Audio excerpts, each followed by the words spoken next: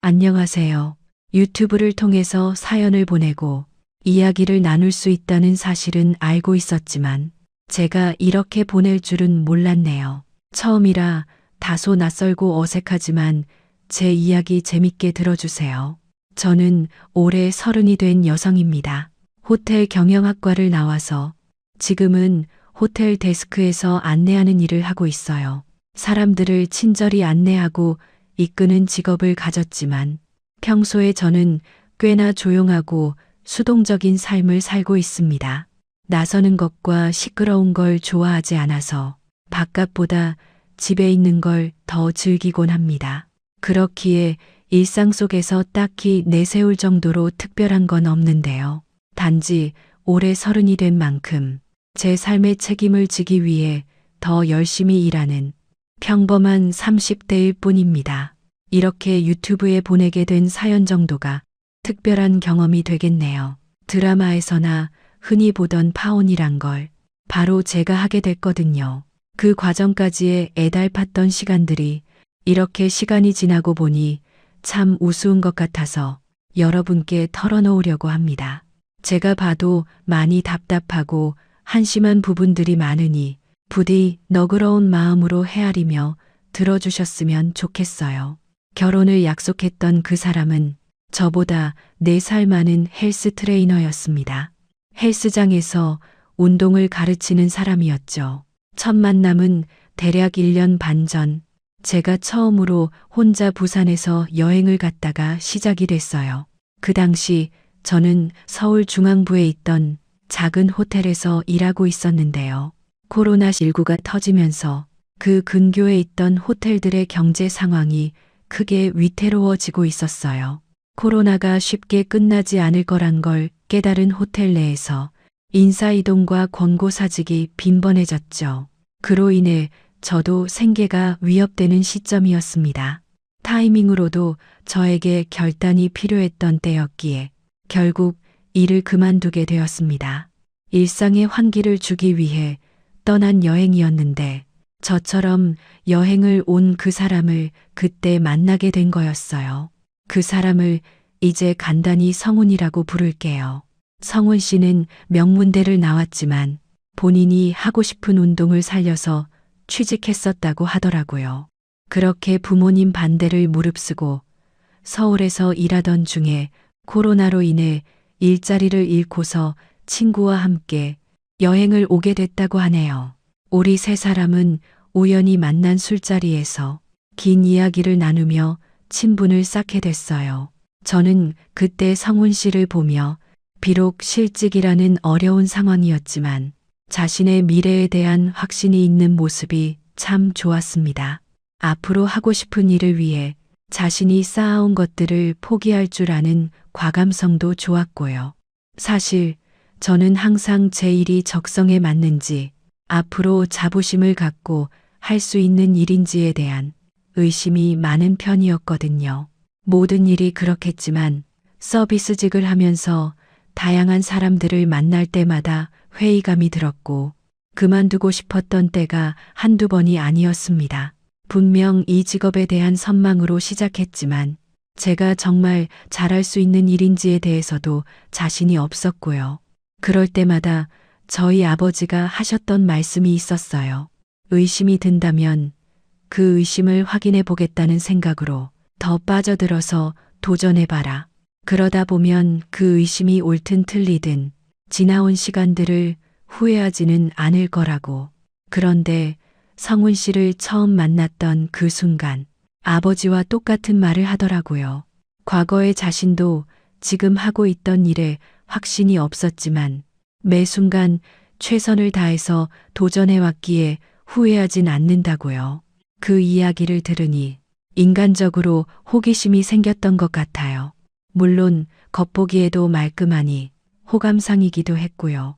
그래서 저는 평소에 저답지 않게 열렬히 구애했고 우리는 만남을 시작하게 되었습니다. 만남을 이어가면서 커다란 문제는 없었어요. 둘 다 나이가 있는 만큼 결혼을 전제로 시작했기 때문에 다른 때보다 신중했고 서로를 알아가는 시간과 노력을 아끼지 않았거든요. 참 좋은 사람 같았어요. 이런 사람이라면 평생을 함께한다 해도 괜찮겠다 싶었죠. 굉장히 세심한 사람이라 사소한 것 하나하나 살펴주니까 저로서는 사랑받는 기분이 들어서 참 좋았어요. 직업적으로 불안정하긴 했지만 미래에 대한 꿈도 갖고 있었고요. 다만 성훈 씨는 자신의 학벌에 대한 자부심이 좀 큰 편이었어요. 아는 것이 많았던 만큼 자신이 알고 있는 걸 이야기해 주길 좋아하던 사람이었죠. 저는 원래 듣는 걸 좋아하는 편이긴 했는데 그래서 그런지 본인도 저만 만나면 평소보다 더 수다스러워진다고 하더라고요. 보통은 본인이 살아온 이야기와 내 삶 아는 인생 선배로서 제 삶에 대한 조언 등에 대한 이야기였죠. 자기야, 우리 나이가 되면 연애도 허투루 해서는 안 돼. 배울 게 많은 사람을 만나야 나중에 손해도 안 본다고. 장담컨대 난 누구보다 치열하게 살아왔어. 자기가 만나왔던 사람들과는 다를 걸. 일을 그만뒀다고 해서 그냥 놀고 있는 게 아니라니까. 네가 어려서 아직 잘 몰라서 그러는데 이직이란 게 그렇게 쉬운 일이 아니거든. 최소한 6개월은 더 쉬면서 차근차근 준비하면 돼. 뭐 이런 말들이요. 처음엔 기분이 상했지만 듣다 보니 나중엔 그러려니 하게 되더라고요. 말이 좀 많아서 그렇지 그것만 빼면 저에게도 잘해주기도 하고 잔소리하는 만큼 챙겨주기도 잘했었거든요. 물론 나중에 주변 사람들한테 이런 점을 이야기하니 저처럼 세상 미련한 곰이 없다면서 하나같이 혀를 찼지만요. 맞아요. 말이 많은 게 문제가 아니라 저를 아랫사람으로 내려보는 그 태도가 문제였던 거예요. 그건 결코 쉽게 넘어갈 일이 아니었죠. 결혼한 어떤 지인이 한 말이 기억이 나네요. 단점 한 가지만 빼면 괜찮다고 생각해서 누군가를 만나면 꼭 그 단점 때문에 헤어지게 된대요. 커다란 단점 하나가 다른 여러 가지 장점을 다 잡아먹으니까요. 분명 틀린 말이 아니었죠. 거기다 한 가지 더 단점이 있었는데요. 사실 성훈 씨는 말로는 네가 몰라서 그렇다. 내가 다 안다. 내가 다 맞다 하는 식의 태도를 취하면서도 은근히 돈 있는 사람, 태생이 금수저인 사람들을 무척이나 부러워했고 때론 시기와 질투했죠. 예를 들면 자기와 같은 대학을 나왔는데 스타트업 회사를 차려 성공한 사람 이야기를 하면서도 그 회사의 단점이라든지 분명 망할 거라는 말을 언곤 했어요. 거기다 자기와 같은 학번 동기들에 대한 시기 질투는 좀 더 심했는데요. SNS를 보다가 자기보다 잘 나가고 있는 것 같은 사람들을 보면 얼마나 깎아내리던지 좀 안쓰러울 정도였어요. 쟤는 아버지 어머니 잘 만난 탓에 저렇게 살지만 능력도 없으니 얼마 못 갈 거다라던지 대학 다닐 때도 잘난 척을 너무 많이 해서 꼴 보기 싫었다라던지 이런 말을 하곤 했어요. 나는 걔 이름만 들어도 질린다니까. 뭐 스타트업 잘 된 게 뭐 그렇게 대단한 일이라고 동기 애들한테 신나서 떠드는데 난 가짜인 거 다 아니까. 다 목표 없고 꿈 없는 애들이나 부럽다고 추켜 세우는 거지. 알고 보면 그런 것들 속 빈 강정이라고. 아, 그래. 가끔은 조금 무서운 얼굴로 저런 말을 할 때가 있었기에 그땐 내심 왜 저러나 싶어 섬뜩하기도 했어요. 그리고 사건이 한 번 터지게 되었는데요. 한 번은 제 친구들을 보여준 적이 있었어요. 성훈 씨가 하도 제 친구들을 보고 싶다고 졸라서 자리를 갖게 된 거였죠. 제 친구들을 보면 제가 어떤 사람인지 더 잘 알 수 있다나. 그러면서 본인은 학교 전공과는 전혀 다른 일을 하다 보니 나이가 들수록 친구가 많이 사라졌다고 하더라고요. 그 말조차 그땐 왜 그렇게 안쓰럽게 들리던지. 마침 저를 잘 아는 오래된 친구들이 성훈 씨를 궁금해하던 참이었고 저도 성훈 씨가 어떻게 보일지 궁금했던 참이라 응하게 되었습니다. 제 눈에 콩깍지가 씌인 건지 아님 정말 괜찮은 사람인 건지 궁금했거든요. 일단은 제가 이렇게 남자친구를 보여준 게 처음이라서 다들 흔쾌히 나와주었네요.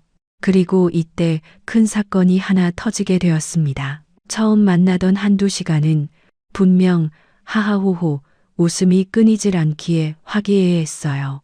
성훈 씨가 활달한 편이라 분위기 띄우는 걸 잘했거든요.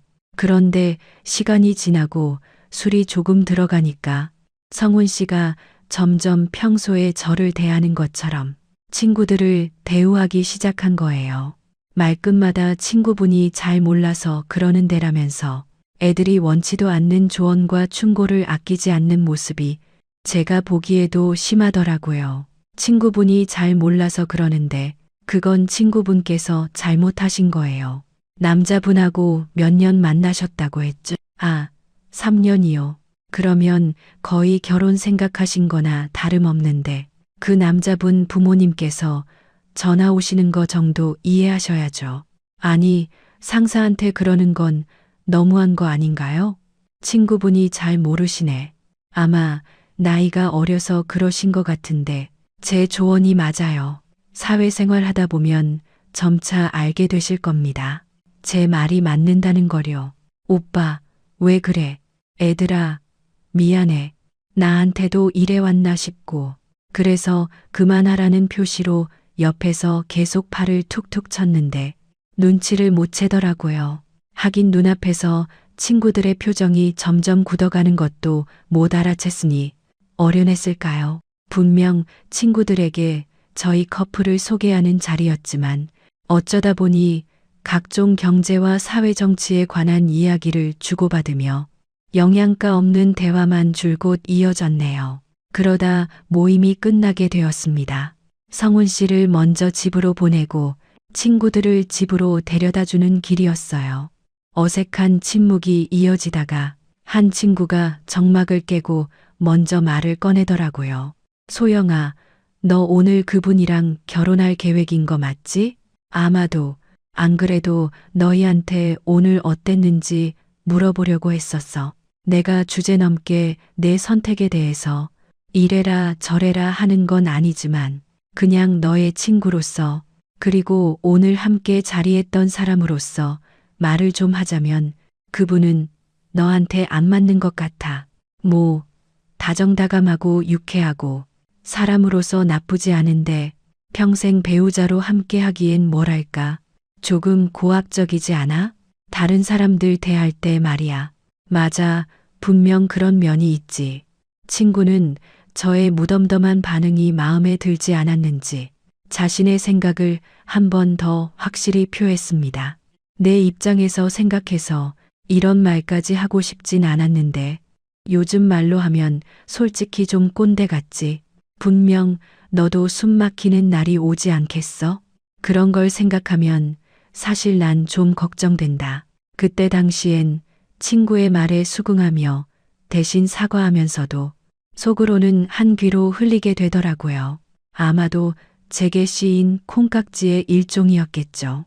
내가 알고 있는 성훈 씨의 좋은 장점을 친구들은 모르니까 잠깐 만나보고 하는 말이겠거니 싶었습니다. 이제 와서야 그 생각이 어리석었단 걸 깨달았으니 참 바보죠. 이러니 남녀 사이 문제는 주위에서 수백 번 이야기해봤자 소용없고 본인이 직접 깨달아야 변화할 수 있다는 건가 봐요. 그 만남이 있고 난 후 성훈 씨를 만나 따로 제 생각을 전하기로 했어요. 앞으로는 나를 대할 때 가르치듯 말하지 말고 연인으로서 그리고 평생을 함께할 아내로서 존중하는 태도를 가져달라고요. 제가 처음으로 그렇게 말하자 성훈 씨는 조금 놀란 듯 보였습니다. 그러더니 사과를 하면서 자신이 왜 그렇게 말하는 습관이 생겼는지 이야기해 주더라고요. 사실 우리 아빠는 그 시절 유명한 대학을 나오셨어. 먹고 살기 힘든 때에 흔치 않게 배운 사람이었지. 그 자부심이 크다 보니까 어렵게 취직한 회사도 마음에 들지 않고 회사를 반복해서 옮기기 일쑤였지. 결국 원래의 기대보다 한참 떨어진 작은 회사를 다니게 되었고, 거기서 정년 퇴직까지 하신 거야. 하지만 아빠는 그 현실을 부정한 채 본인이 좋은 학교를 나온 수재였다는 사실만 기억하고서 주변 사람들을 대했어. 그러다 보니까 평소에 말버릇이 상대를 내려다보듯이 대하는 거였고, 그런 환경에서 자란 나도 똑같이 닮아버린 거야. 내가 악착같이 공부해서 좋은 대학에 간 것도 그런 이유였고, 아, 그랬구나. 내가 오버했으면 미안해. 사과할게. 나도 몰랐다. 사람이 자기 문제는 모른다더니 내가 딱 그쪽이네. 앞으로 고치도록 할게. 대충 이야기를 들어보니 이해가 가더라고요. 문제를 알았으니 고치기만 하면 되는 줄 알았어요. 성훈 씨도 그 다음부터 대화를 할 때 특히 더 조심하기도 했고요. 한 번에 바뀌진 않았지만 말 실수를 하고 나면 금방 알아차리고 사과했거든요. 제가 여기서 또 간과했던 건 결혼은 당사자 두 사람만의 일이 아니라는 거였습니다. 말로만 들어왔던 남자친구의 아빠가 저희 시아버지가 될 사람이란 걸 잊고 있었던 거죠. 코로나가 어느 정도 일상화된 후 아버지의 소개로 저는 다른 호텔로 이직하게 되었습니다. 전 직장보다 더 크고 알려진 곳이라 저에겐 좋은 기회였죠. 성훈 씨도 헬스 트레이너 일을 다시 시작하게 되었어요. 거기서 운동을 가르치며 몇 년 더 일하다가 본인만의 헬스장을 차리는 게 목표라고 했죠. 그렇게 어느 정도 자리가 안정화되고서 우리는 1년 후 결혼을 약속하게 되었습니다. 부모님께 말씀드렸을 땐 사실 크게 반기진 않으셨어요. 아무래도 성훈 씨의 일이 안정적이지 않은 것 같다는 어른들의 선입견이 강한 탓이었죠. 실제로 어느 정도는 맞기도 했고요. 그렇지만 계속된 설득 끝에 결국은 제 뜻을 따라 주시기로 했습니다. 저의 선택이니 끝까지 믿어주시겠다면서요. 같이 한번 찾아뵙겠다고 약속을 드리고선 저는 먼저 성훈 씨 부모님을 찾아뵙게 되었습니다. 상견례 전에 얼굴 뵙고 인사드리려고도 했고, 성훈 씨 아버님 어머님께서 꼭 이쪽 먼저 찾아오라고 신신당부하셨다고 해서요. 괜찮은 일식집이나 한정식 집에서 뵈려고 알아봤는데 성훈 씨 어머님께서 집으로 초대해 주시더라고요. 아직 식장을 잡은 것도 아닌데 부담스러우시다는 이유였죠. 전 긴장한 마음을 가지고 과일과 한우를 사서 집으로 찾아뵈었습니다. 뭘 좋아하실지 몰라서 최대한 고급스러운 것들로 골라봤어요. 센스가 없는 편이니 성이라도 보일 수 있게요. 찾아뵐 당시 아버님은 다른 일정으로 외출하신 상태라 안 계셨고 어머님이 저를 맞이해 주셨습니다. 아, 네가 소영이구나. 그래, 어서 와라. 네, 어머님 안녕하세요. 처음 뵙겠습니다. 여기요. 제가 일단 고르긴 했는데 마음에 드실지 모르겠어요. 아유, 뭐 이런 거를 다 사왔어. 고맙다. 고급스러운 티가 아주 줄줄 나네. 잘 먹을게. 차려주신 상을 두고서 성훈 씨와 어머님, 저 이렇게 세 사람은 이런저런 대화를 가볍게 나누고 있었어요. 어머님은 종종 들어왔던 것처럼 말투는 조금 차가우신 편이었지만 그렇다고 해서 저에게 관심이 없거나 부정적으로 생각하시는 것 같진 않으셨죠. 그래도 장차 며느리가 될 사람이라고 생각해서 그런 건지 예의를 차려주시면서 여러 가지 질문을 많이 하셨거든요. 어디서 태어났고 어떤 걸 배웠고 지금은 어디서 뭘 하고 있는지 그런 기본적이고 필수적인 것들에 대해서요. 그러다 간혹 저희 집안에 대해서 물으시기도 했죠. 그래서 부모님께선 아직도 일을 하고 계시고 어느 쪽에서 일하시니 연세는 어떻게 되셔? 저는 대답을 잠시 고민했습니다. 안 그래도 남자친구 집을 찾아뵙기 전에 가족들에게 이 사실을 먼저 알렸었거든요. 그랬더니 엄마가 제게 그러시더라고요. 가족에 관한 이야기는 상견례 때 주고받으면 되니까 웬만하면 너 혼자 있을 땐 말을 삼가는 게 좋아. 결혼 전에는 좋은 얘기건 나쁜 얘기건 쉽게 책 잡힐 수 있으니까 그런 건 어른들끼리 얘기 나눌 수 있게 최소한으로만 말씀드려. 알겠지? 그 말이 떠오르면서 아직은 제가 구체적으로 말할 단계가 아닌 것 같단 생각이 들더라고요. 해서 어머님께는 대충 얼버무려 대답했어요. 아버지는 일하세요. 그냥 숙박업을 하고 계신데 직접 관리도 하시고요. 그런데 어머님의 표정이 이때 참 묘하더라고요. 어머님은 잠시 생각에 잠기더니 이내 무덤덤한 말투로 알겠다며 넘어가셨죠. 사실 어머님께 그 당시 말씀드리지 않은 것이 있었는데요. 뭔가 인터넷에 이렇게 떠들기는 민망한 얘기지만 사실 저희 집은 서울 외곽에서 크진 않은 호텔을 경영하고 있습니다. 그래도 호텔은 호텔인지라 규모 면에서 다른 숙박시설보다는 훨씬 크긴 했죠. 1층에 레스토랑을 함께하고 있어서 꽤나 알려져 있기도 하고요. 이런 아버지 영향으로 제가 이 일을 시작하게 된 것도 있어요. 아버지는 당신 일에 넘치는 자부심을 갖고서 환갑을 훌쩍 넘긴 나이에도 아직까지 매일 호텔을 드나들며 운영에 직접 관여하고 계시니까요. 외관이 있다 해도 제가 보기엔 어느 근사한 5성급 호텔과 견주어도 전혀 뒤처지지 않고요. 그런 모습을 보면서 자란 저는 아버지가 있는 호텔에 일하고 싶단 마음으로 꿈을 키우면서 관련 학교에까지 진학하게 된 거였습니다. 그런데 아버진 제가 너무 쉽게 이 일을 배우는 걸 원치 않으셨고 다른 호텔에서 일하며 현장이 어떻게 흘러가는지 공부하길 바라셨죠. 이렇게 들으니 뭔가 재벌 2세의 성장일기 같네요. 그만큼 대단한 집안은 아니지만 작은 시골 마을에서 태어난 아버지가 홀로 서울에 올라와 맨 땅에 일궈낸 사업이니 충분히 박수받아도 될 가치 있는 일이라고 생각해요. 지금까지 내가 누리는 일들에 대해 부모님께 감사한 마음으로 지내왔고요. 그런 이유로 부모님에 대한 자부심은 크지만 제가 한 건 아직 아무것도 없으니 나서서 떠벌리고 다닐 이유도 없었죠. 그렇기에 자연스럽게 성훈 씨에게도 이야기한 적이 여태껏 한 번도 없었던 것 같네요. 저에게 물어본 적도 없으니 굳이 말할 기회도 이유도 없었고요. 숙박업을 한다는 저의 말에 성훈 씨는 다소 놀란 것 같았습니다. 본인은 처음 듣는다면서 그동안 제 이야기를 혼자 미루어 봤을 때 저희 아빠가 그냥 일반적인 음식점을 운영하고 계신 줄 알았다고 하더라고요. 소영아, 네가 말을 안 하니까 생각도 못했네. 숙박업이었어. 아, 신기하네.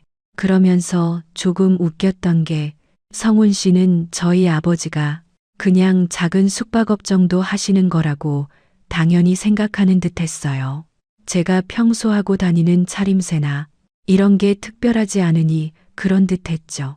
그러면서 왜 진작 숙박업 한단 이야기를 하지 않았냐. 혹시 창피해서 그러냐 물었는데 기분이 나빴지만 일단은 어물쩍 넘겨버렸습니다. 그런데 그때 아버님이 집 안으로 들어오셨어요. 밖에서 술자리가 있으셨는지 약주를 조금 하신 것 같았고요. 빨갛게 오른 얼굴로 저를 훑어보며 낯선 이에 대한 반감을 드러내시더라고요. 이내 이 낯선 손님이 성훈 씨와 함께 왔다는 걸 아시고선 그제야 식탁에 앉으셨고요. 아, 그래. 네가 소영이구나. 전부터 이야기를 그렇게 들었다. 우리 똑똑한 아들이 선택한 사람이라 많이 궁금하긴 했어. 아, 네. 아버님 안녕하세요. 사실 되게 찾아뵙기 전부터 저에 대해서 많이 물어보실 줄 알고 긴장을 많이 했는데 그럴 틈이 없더라고요. 아버님은 짧은 인사말을 건네시고는 어느 순간 자연스럽게 본인 이야기를 하기 시작하셨습니다.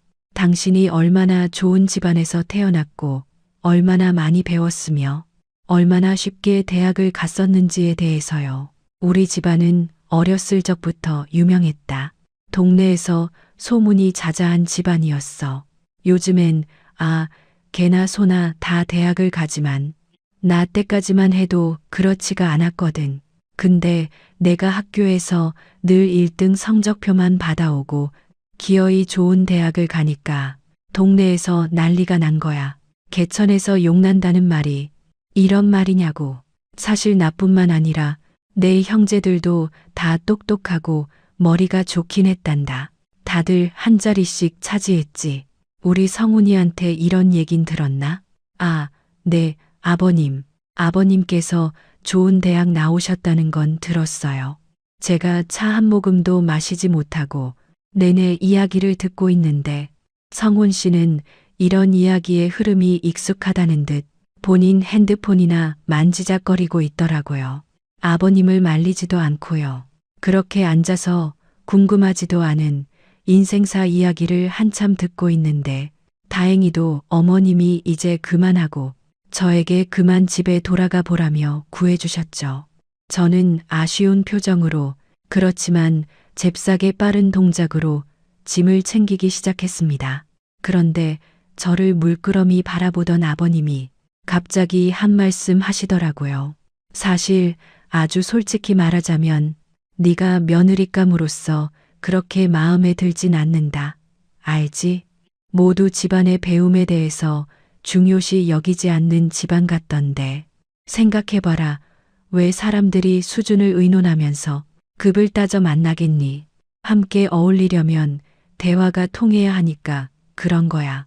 이 머리로 나오는 말의 수준이 맞아야 한다고. 네, 아버님.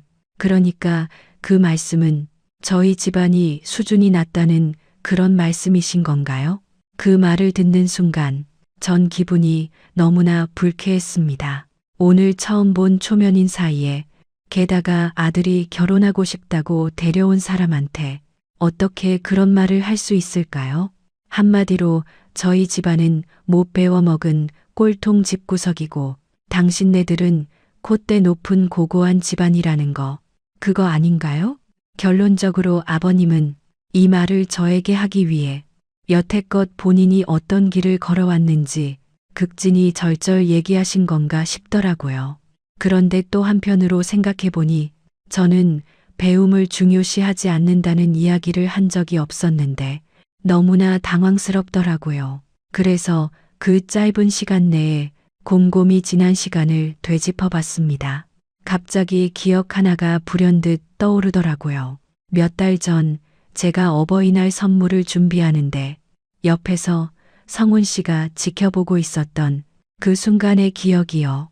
저희 아빠가 중학교만 졸업한 분이어서 학교에 대한 미련이 아직도 남아 계시단 이야기를 아주 잠깐 스치듯이 했었거든요. 그걸 듣고서 본인 멋대로 포장하여 곧장 아버님한테 가서 전달한 것 같았어요. 결국 그렇게 우리 집은 배우는 것에 대해서 전혀 관심 두지 않는 집안이 된 거고요. 어이가 없어서 성훈 씨를 쳐다봤더니 본인은 모르는 일이라는 듯 과일만 주워 먹고 있던데요. 먹고 있던 사과처럼 똑같이 깎아버릴까 하다가 참았네요. 이런 집에서 더는 1초도 못 있겠다 싶어서 도망치듯 빠져나왔습니다. 그제야 정신을 차렸는지 성훈 씨가 따라 나와서 잡더라고요. 집까지 데려다 주겠다면서요. 아니야, 됐어. 나 혼자 갈 수 있어. 왜 그래? 우리 아버지가 뭐 실수한 거 있어? 실수하신 거 있지. 방금 보고도 못 본 채 하는 거야, 지금? 아버님께서 우리 집안을 깎아내리셨잖아. 오빠, 혹시 아버님한테 우리 아빠 중졸이란 이야기했어? 아니, 그게 당황하는 표정을 보니 너무 한심하더라고요. 설마 하여 혹시나 하는 생각으로 물어본 건데 사실로 드러나자 실망감이 이루 말할 수 없었습니다. 결국 됐다고 하고 얼른 나와서 혼자 바로 집으로 향했습니다. 더 이상 이 사람이랑은 만날 수 없겠다는 깨달음만 얻은 채로요. 성훈 씨는 제 달라진 태도를 보고서야 사태의 심각성을 깨달은 듯 했습니다. 헤어지겠다고 마음을 먹었기에 이별을 준비하고 있었더니 이를 알아차렸는지 어떻게든 저를 붙잡으려는 노력을 하기 시작하더군요. 어느 순간부터 매일 제 직장 앞으로 데리러 오거나 밤마다 장문의 문자를 남기고 꽃다발 선물을 만날 때마다 주는 그런 행동들이요. 소영아, 제발 내가 실수했어. 이제 좀 받아주라.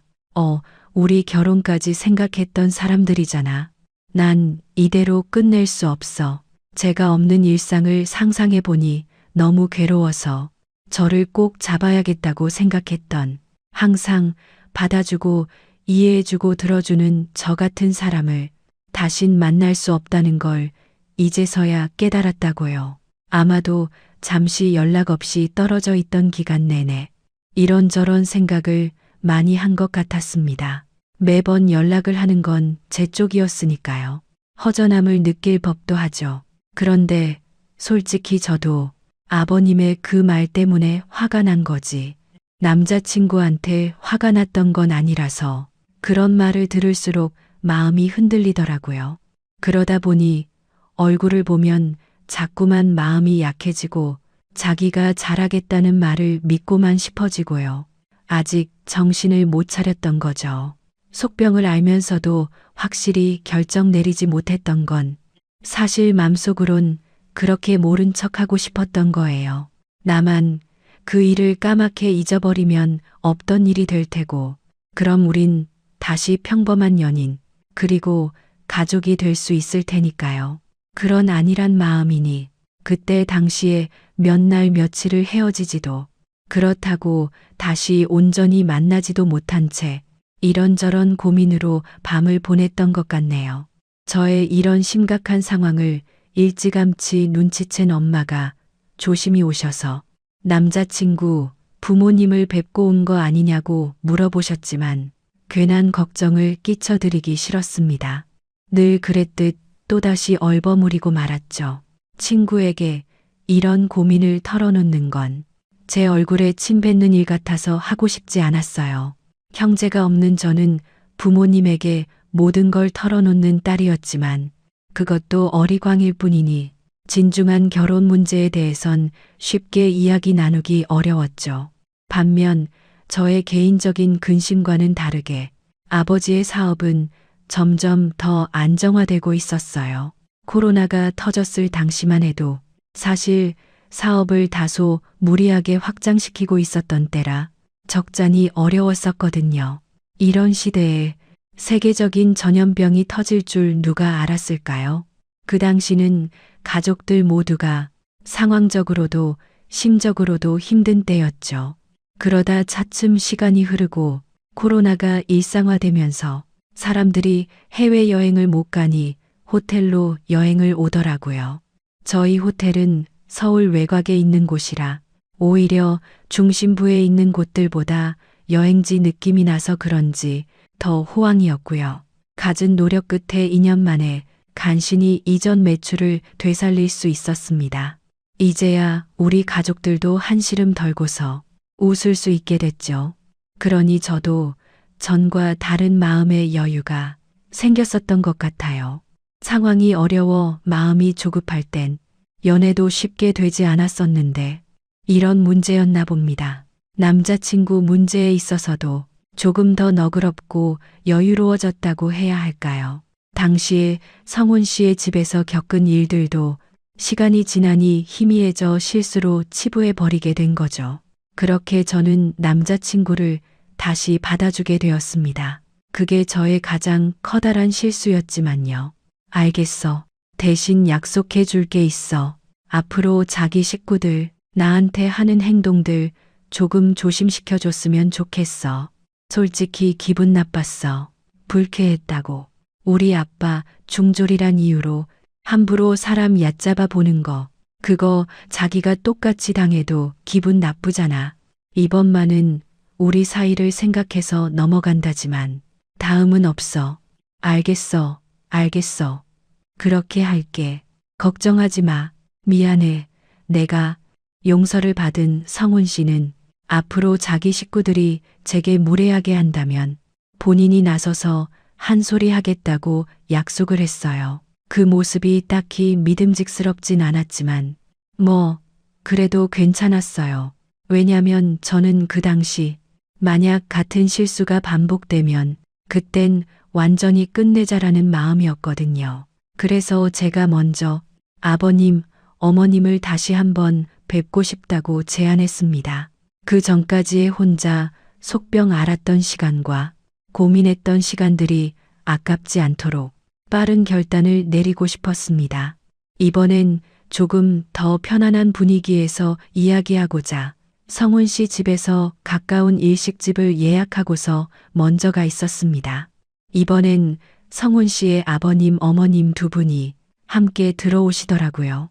그런데 왠지 성훈 씨가 이전부터 단단히 눈치를 주었던 듯 도착한 그 순간부터 저를 뺀 세 사람의 눈빛이 오고 가는 거예요. 이전에는 미소조차 보이지 않던 분들이셨는데 오시자마자 호탕하게 웃으시더라고요. 그래서 아가 먼저 우리를 만나자고 했다며? 좀 놀라긴 했다만 기특하네. 새아가라는 말에 흠칫했지만 나름대로 애쓰고 계신 거라고 여기며 넘어가기로 했어요. 그런데 집 주변에 이렇게 깔끔한 음식점이 있었네. 난 왠지 바깥에서 먹으면 아까워서 집에서만 해 먹게 돼서 잘 모르거든. 저번에 올 때도 있는 걸로 너무 대충 해줬나 싶어서 마음에 걸렸는데 서영이네 덕분에 이렇게 호강을 다 하네. 잘 먹을게. 라는 어머님의 말씀을 듣게 되었습니다. 그러니 어느 순간 저번에 집으로 초대받은 것도 결국 돈이 아까워서 그랬었구나라는 걸 알게 된 거죠.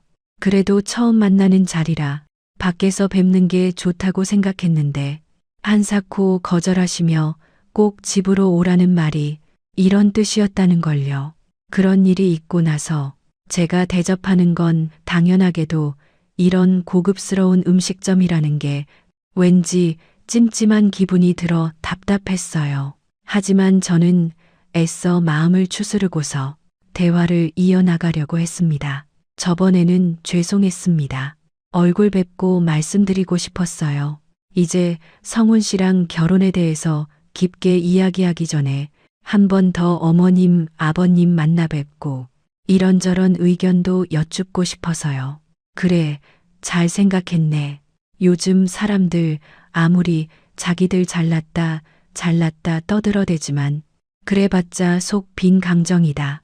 현명한 어른 말씀을 따라가야 괜히 헛고생 안 하는 거야.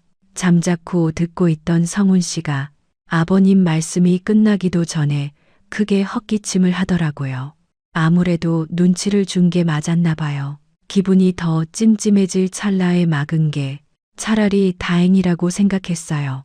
덕분인지 이전과 다르게 꽤나 화기애애한 분위기에서 식사를 이어갈 수 있었습니다. 성훈 씨가 사이에서 소통을 조율하고 활기차게 대화를 이끌어 나가니 확실히 이전과는 다르더라고요. 아버님, 어머님은 가끔 문제가 될 일이 있으면 성훈 씨를 탓하게 됐고 성훈 씨는 넉살 좋게 넘기니 저는 곤란한 일 없고요. 아버님은 기분이 좋으셨는지 반주까지 하셨네요. 그때 그 순간만큼은 정말로 저도 이제 이 집 식구가 된 것 같았죠. 전에 있었던 맘 상한 일들이 다 녹는 기분이었습니다.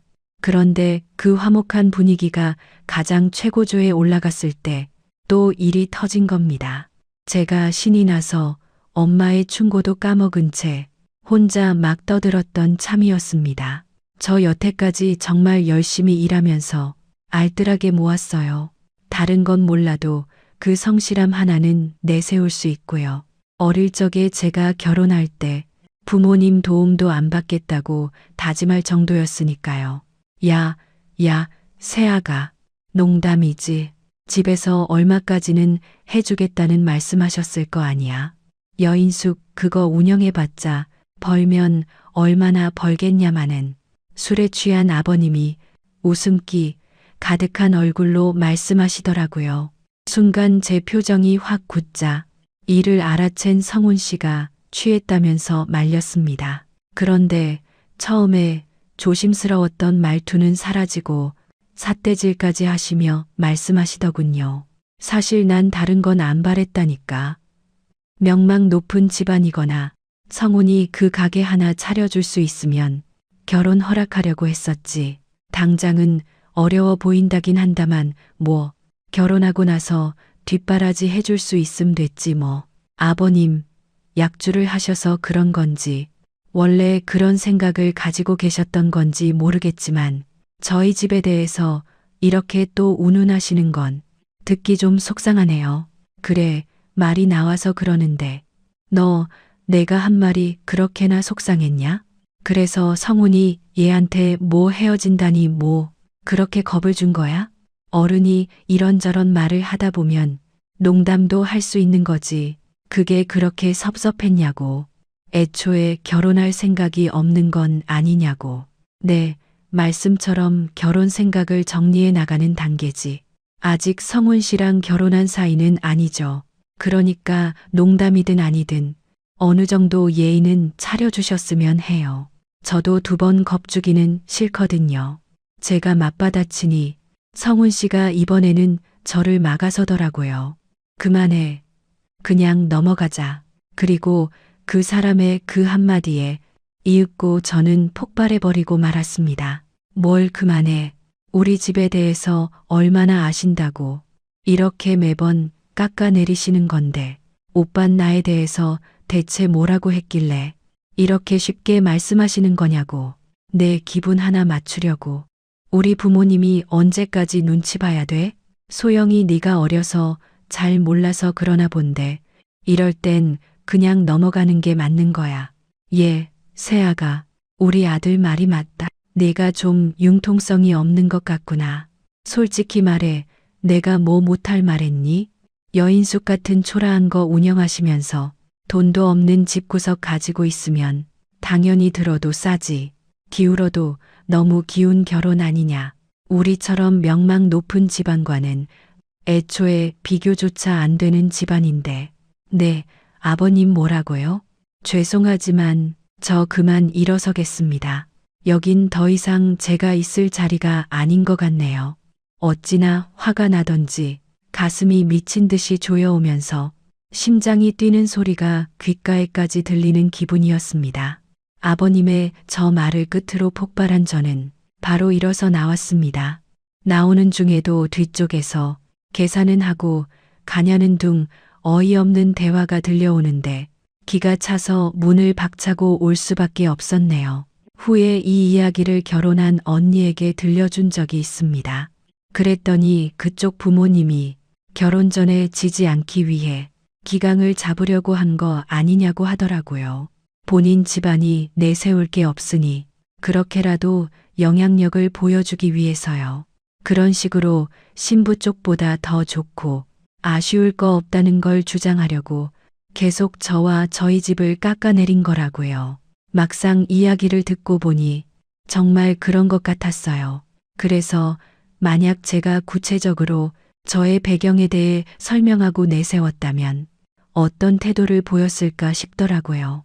남들 다 하는 결혼인데 별 탈 없이 결혼해서 행복하게 잘들 사는데 내가 왜 사랑하는 사람과 그 가족들한테 이런 수모를 당해야 하는지 너무 억울하고 분해서 있던 정 없던 정 전부 다 떨어져 버렸네요. 이번 기회로 사람은 쉽게 변하지 않는다는 걸 너무나 확실히 깨달았고요. 특히나 제가 어렵게 용서한, 내가 사랑한, 아니 사랑했다고 믿은 그 사람이 저렇게 돌변한 걸 보니 더 가슴이 아파왔습니다. 나이 30이 넘어서 엉엉 울며 집으로 돌아가니 엄마 아빠가 놀라서 달려오셨어요. 왜 그러냐며 저를 달래주시는데 죄송스러워서 울음이 멈추지 않더라고요.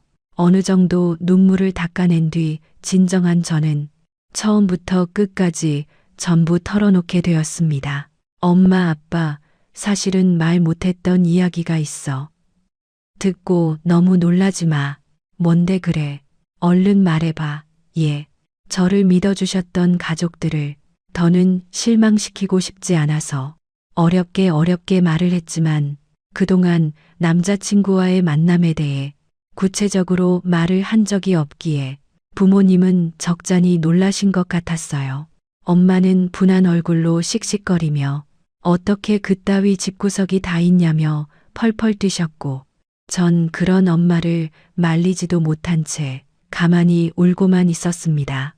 도대체 어떻게 해야 이 상황을 정리할 수 있을지 모르겠더라고요.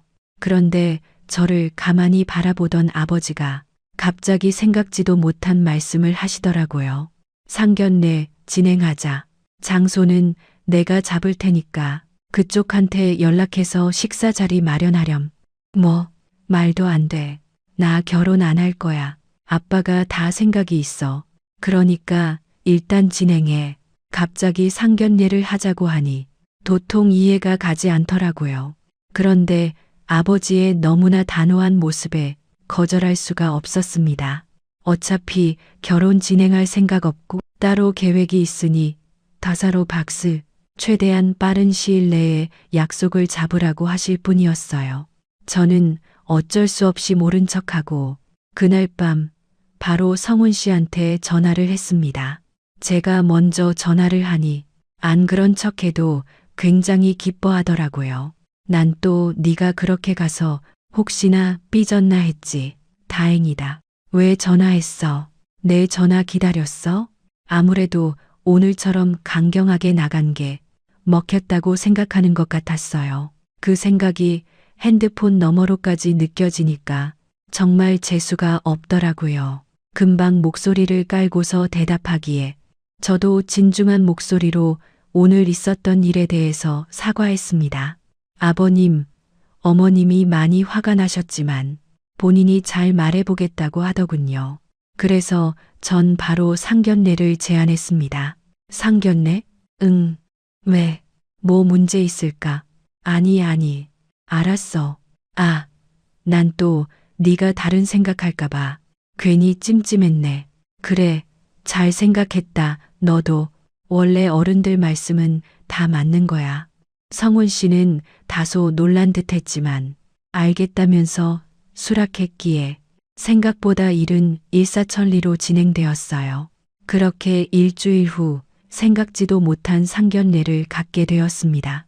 상견례 자리는 놀랍게도 저희 호텔 1층에 있는 레스토랑이었어요. 아버지의 계획이 어느 정도 예상이 갈 쯤 성훈 씨와 아버님 어머님이 들어오셨죠. 다행히도 저희 호텔이 성훈 씨 집과 그리 멀지 않아서 편히 오신 눈치였어요. 너무 편해서 궁시렁거리는 게 다 들릴 정도였지만요. 무슨 사돈댁은 뭐 이런 좋은 데서 만나자고 하시니 뭐 이렇게 하면 우리가 이까짓 거에 기죽을 줄 알고? 그러니까 말이야. 돈도 없는 집구석에서 어떻게 이런 자리 예약할 생각을 다 했대. 자기들이 기죽고 싶진 않았나 보죠. 가여워라. 속으로 화가 부글부글 끓었지만 일단 참고 넘겼습니다. 그렇게 조용한 룸에서 모여 상견례 자리를 시작했어요. 가짜임에도 어찌됐든 상견례여서 그런지 꽤나 정중하고 정숙한 자리였고요. 엄마가 정적을 깨시고 부드러운 목소리로 대화를 이끄셨어요. 하지만 마지막으로 만났을 때 자리를 박차고 나왔으니 저에 대해 그쪽 어머님 아버님이 부정적으로 생각하고 계실 수밖에요. 그렇기에 이야기를 나누는 시종일관, 비꼼과 불평스러운 언사가 이어지더라고요. 하지만 신기하게도 저희 부모님은 기분 나쁜 티 하나 없이 웃으면서 받아치시더라고요. 오히려 그런 태도가 상대편의 심기를 더욱 건드리는 것 같았습니다. 사실 오늘 자리는 안 나오는 게 좋지 않을까 고민 많이 했네요. 아들놈이 뭐에 홀렸는지 사정사정하기에 나와 본 겁니다. 아시는지 모르겠지만 따님을 만날 때마다 어른들 대하는 언행이 많이 불편했거든요. 그래서 결혼을 이야기하기엔 아직 이르고 강대만 이르고 싣는 과신 안에 예우를 먼저 가르치시는 게 돌이이지 않을까 싶었네요. 옆에서 이 끔찍한 말을 다시 한 번 더 들으니 정말로 속이 부글부글 끓는 것만 같았어요. 성훈 씨는 이젠 아예 아버님처럼 가기로 한 듯이 고개를 빳빳이 들고 우리 가족을 바라보고 있었죠. 전 일부러 성훈 씨와는 눈도 마주치지 않았습니다. 그렇군요. 저희 딸아이가 결례를 범했다면 사과드리겠습니다. 저희가 부족해서 그런 듯하니 이해해 주세요. 무슨 말씀인지 잘 알겠네요. 이런 얘기는 곤란하실까봐 안 하고 싶었지만 제가 그 당시 알만한 대학교를 나왔거든요. 남들 술 마시며 놀 때 혼자 방에 틀어박혀서 공부 열심히 했습니다. 성훈이도 저의 영향을 받아서 명문대까지 갔고요. 자식이 결국 닮는 건 부모 아니겠습니까? 듣자 하니 중졸이시라던데 그런 면에서 솔직히 좀 걱정스럽긴 합니다. 머리도 유전 아닙니까? 둘 사이에 나올 애가 똑똑해야 할 텐데 말이죠. 전 제 손주도 우리 아들처럼 명문대 가길 바라거든요. 그래야 집안 체면도 서고요. 아버지는 대답 없이 웃으며 커피만 마셨습니다. 그러더니 하시는 말씀이 벌써부터 애 생각을 하시냐면서 성급하다고 퉁을 주시더라고요. 그러면서 이어지는 아버지의 말에 그쪽 집안 모두 발끈하기 시작했습니다. 저희는 그쪽처럼 아이를 캐묻진 않아서 구체적으로는 알지 못합니다만 종종 이야긴 들었습니다. 지금은 퇴직하고 집에서 쉬고 계신다면서요. 좋은 대학교까지 나오셨는데 그저 그런 회사에서 정년까지 하시다니 참을성이 좋으시네요. 아, 그쪽 아들도 똑같은 길을 걷고 있으니 말씀처럼 분명 유전이 많네요. 지금 말 다 했으니까 그저 그러면 사람이요? 네, 저희 아버지한테 말씀이 좀 심하신 것 같은데요. 소영이 집안 어느 정도 형편인지 이미 다 알고 있는데 저랑 저희 아버지 헐뜯어서 뭐 하시려고요. 참나 여인숙 운영하시는 일이 무슨 대단한 일인가요? 형편, 우리 집안 형편을 자네가 어떻게 아나? 그리고 남자친구란 인간은 기어이 여기서 자기 집 편을 드는데 정말 이 사람과 끝까지 안 가길 잘했단 생각이 막 치밀어 올랐습니다. 동시에 분노가 일었는데 아버지가 그러더군요. 이 레스토랑에 앉아 있으니까 뭐라도 되신 것 같으세요? 아니, 이거 계산할 여유는 있습니까? 저희는 있습니다. 그러니까 계산은 제가 하죠. 근데요, 이 결혼 다시 한번 말하지만 너무 기운 결혼입니다. 나는 내 아들이 아까워 죽겠어요. 학식 있는 사람도 없고 돈도 그닥인 집구석에 장가 보내는 거 솔직히 피눈물 나는 일입니다. 그래도 우리 아들이 좋다고 해서 되겠다님이 하도 졸라서 진행하는 결혼이에요. 이 사람이요, 분수를 아셔야죠. 이때부턴 속에서 천불이 나는 것 같더라고요. 엄마도 처음엔 조용히 표정 관리를 하시다가 살짝 주먹을 부르르 떠는 게 보였습니다. 근데 아버지만은 여전히 한치의 흔들림도 없이 여유로우셨어요. 그러다 종업원을 부르시더라고요. 그러면서 계산은 남자친구 쪽에서 하실 거라고 말하면서 말씀을 이어가셨습니다. 알량한 학벌로 유세 떠는 그쪽 집안에 저희 귀한 딸 보낼 생각, 애초에 추호도 없었습니다. 다만 저는 그 귀한 아들을 보지 못했으니 공평하지 않아서 자리를 마련한 겁니다. 그런데 막상 지켜볼 가치조차 없어 보여서 괜히 안 나온 게 아닌가 싶네요. 못 배워 먹은 사람을 내리깔아 본다고 들었는데 누굴 닮은 건지 잘 알겠습니다. 제 두 눈으로 보고도 못 믿을 광경이네요. 그럼 저희는 일어나죠. 대화도 안 끝났는데 어딜 일어납니까? 앉으세요. 저도 그러고 싶지만 이제 겸상을 하기엔 수준이 안 맞아서요. 아주 천천히 즐기다 가세요. 이 호텔 제 거거든요. 숙박업치고 좀 크긴 하네요. 아, 오늘 식사는 제가 대접하려고 했는데 덕분에 밥맛이 떨어져서 마음이 바뀌었습니다. 계산할 여유 되신다고 하니 하시면 되겠네요. 양심이 있으시다면 드신 건 계산하고 나가주셔야죠. 그럼 뭐라고요? 이 호텔이 사돈 거라고요? 아버지는 조용히 웃으시더니 곧바로 제 손을 잡고 일어서셨어요. 그렇게 당황한 성훈 씨와 그 가족을 두고서 우리는 밖으로 나왔습니다. 이윽고 세 사람이 나와서 도망치듯 호텔 밖으로 빠져나가는 것까지 지켜보았죠. 아마도 분명히 성훈 씨가 나가면서 로비에 있던 저를 본 것 같았지만 아는 척 없이 서둘러 나가더군요. 속이 너무 시원했지만 한편으론 내가 사랑했던 사람과의 끝이 이런 식이라니 많이 서글프게 됐어요. 그런 저를 위로해 주는 건 이번에도 부모님이었습니다. 부모님께 감사하면서도 죄송스러운 복합적인 감정이 밀려오더라고요. 또다시 눈물이 나는 걸 꾹 참으며 두 분을 안아 드렸습니다. 부모님이 너무 자랑스럽고 저도 자랑스러운 딸이 되겠다는 말과 함께요.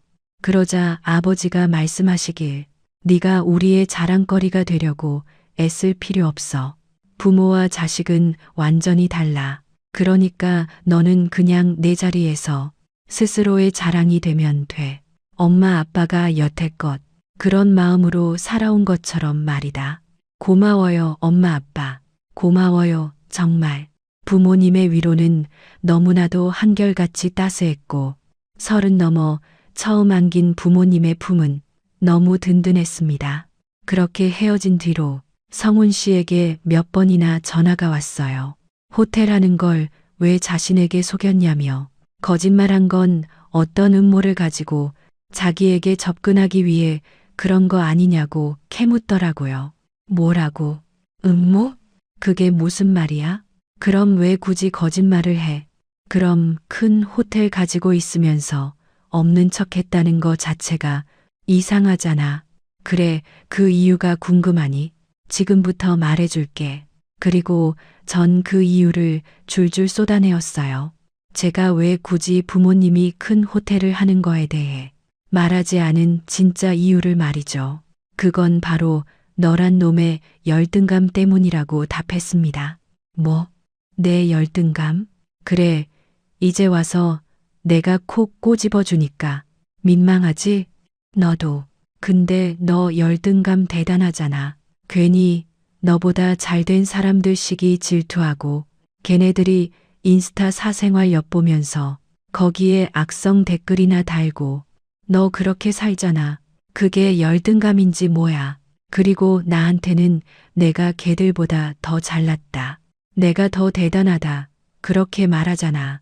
내가 지금까지 내 꼴 같지 않은 자존심 짓밟지 않으려고 모른 척 해준 거야. 여자친구라고 나름대로 배려해 준 거라고. 그러니까 잘 새겨듣고 다음부턴 사람 골라가며 사귀어. 난 너랑 엮일 생각 다시는 없지만. 그리고 마지막으로 저는 누가 말만 앞서고 가진 거 하나 없는 거지에게 접근하냐면서 바로 차단해 두었죠. 그런데 그 이후 놀라운 일이 하나 또 생겼습니다. 글쎄 그 집안의 아버지가, 그러니까 제 아버님이 될 뻔한 사람이 저희 집을 직접 찾아온 겁니다. 세상에 한우 세트까지 들고 말이죠. 그러면서 말하는 게 지난번에 작은 소동이 있었지만 그건 사돈께서 이해해 주시리라 믿습니다. 라고 하더라고요. 도대체 왜 이렇게까지 하나 싶었지만 결국엔 뻔하지 않겠어요. 돈이 좋았던 거죠. 저희 집이 가지고 있던 호텔이 탐이 났던 거죠. 그 속셈을 모를 리 없는 저희 아버지는 다시 한번 시원하게 사이다를 날려주셨습니다. 누가 사돈입니까? 여기 사돈이 있습니까? 그리고 경비를 불러 당장 내쫓았습니다. 경비가 오자 창피했는지 허겁지겁 도망가는 꼴이 아주 우스웠네요. 한편으론 짠하기도 했지만요. 자기 잘났다고 온갖 척은 다 하면서 돈 있는 사람을 보면 그 앞에서 저렇게까지 돈에 굴복하는 모습이 전 남자친구를 아주 닮아서 말입니다. 전 남자친구는 아마도 지금쯤 배 아파서 몸져 누워 있지 않을까 싶어요. 이번 한 번만 속상해하고 넘기면 너무 아쉬우니까 제게 좋은 소식이 생기면 어떤 방법을 써서라도 틈틈이 알리려고 합니다. 유치할진 몰라도 당신이 어이없이 떠나보낸 사람이 이 정도로 대단하다는 걸 알았으면 싶어서요. 제 마음까지 파혼하려면 시간이 조금 더 필요한 듯 하네요. 그렇게 절망에 빠질 일도 아니지만 파혼을 결정하고 단 한 번도 후회한 적 없었어요. 제가 선택한 일에 대해 매 순간 책임지려고 했고 그 길이 험난하고 괴로웠지만 최선을 다해 해결하려고 노력해 왔습니다. 아마도 아버지가 해주셨던 말씀은 비단 일뿐만이 아니라 제 인생에도 적용될 수 있는 말인 것 같아요. 이렇게 돌아보니 한심한 실수도 참 많이 저질렀네요. 하지만 좀 뻔하긴 해도 사람은 실수로 성장한다고 다들 그러잖아요. 그로 인해 적잖이 배우고 또 성장했으니 달갑게 받아들이려고 합니다. 앞으로 또 크고 작은 실수를 할 테고 그에 따라 후회도 하겠지만 이를 극복할 힘이 있다면 전 언제든 최선을 다해 소용돌이 같은 삶 속으로 뛰어들겠어요. 저의 이야기를 들어주셔서 감사합니다. 제 이야기 들어주신 여러분들도 모두 후회 없는 삶을 살아가시길 바라겠습니다.